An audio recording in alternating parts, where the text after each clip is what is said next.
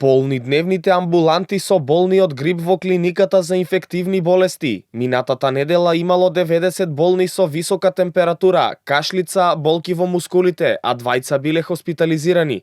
Инфектолозите очекуваат дека бројката на болни ќе расте во овој период од годината. Зголемувањето најверојатно се должи првенствено на интензивираните социјални контакти и собирања за време на овој празничен период. На инфективна клиника има пораст на бројот со грип.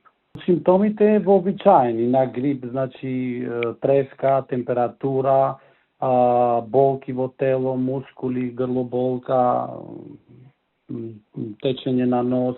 Докторите со совет при први знаци на грип граѓаните да пијат терапија за температура и да одмараат и да не се движат со цел да се намали пренесувањето на грипот. Доколку се влошува состојбата, прво да заминат кај својот матичен доктор. Средната возраст доминираше баш во статистиката што ми беше доставена минатата недела.